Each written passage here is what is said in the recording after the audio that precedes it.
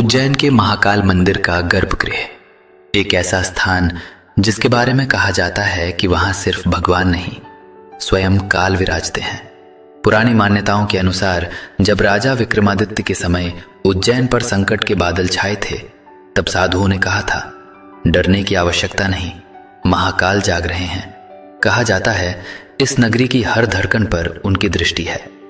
लेकिन रहस्य की असली शुरुआत होती है रात के तीसरे पहर में, जब मंदिर की आरती की ध्वनि थम जाती है, दीपक की लौ स्थिर हो जाती है और पूरा शहर गहरी असामान्य शांति में डूब जाता है।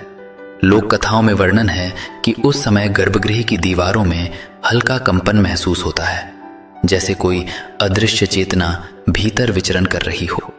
सदियों पहले एक वृद्ध पुजारी ने अपने अंतिम समय में दावा किया था कि उन्होंने महाकाल का साक्षात जागृत स्वरूप देखा।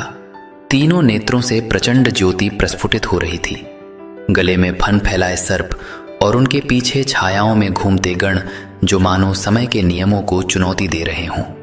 स्थानीय मान्यता ये भी कहती है कि भस्म आरती के दौरान जब चिता की पवित्र भस्म शिवलिंग का स्पर्श करती है तो कुछ क्षणों के लिए पूरा मंदिर सूक्ष्म रूप से थरथरा उठता है, मानो सृष्टि स्वयं उस ऊर्जा को प्रणाम कर रही हो।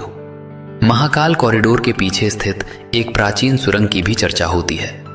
कुछ श्रद्धालुओं ने दावा किया है कि वहां से कभी कभी शंखनाद जैसी मंद ध्वनि सुनाई देती है, या किसी विशाल अगम्य शक्ति की गूंज जिसे साधारण मन समझ नहीं पाता। कहते हैं ये सुरंग किसी समय काल क्षेत्र से जुड़ी थी, जहां समय का प्रवाह ठहर जाता है। किंवदंती है कि मंदिर के नीचे 3 सूक्ष्म स्तर विद्यमान हैं। पहला मनुष्यों का लोक, दूसरा अदृश्य ऊर्जाओं का क्षेत्र और तीसरा वो आयाम जहां स्वयं काल का निवास है। हर वर्ष महाशिवरात्रि से पूर्व एक विशेष रात्रि में गुप्त अनुष्ठान किए जाने की बात भी कही जाती है। विश्वास है कि इस अनुष्ठान से काल मुद्रा को जागृत कर उज्जैन की रक्षा सुनिश्चित की जाती है। और एक रहस्य आज भी लोगों को विस्मित करता है।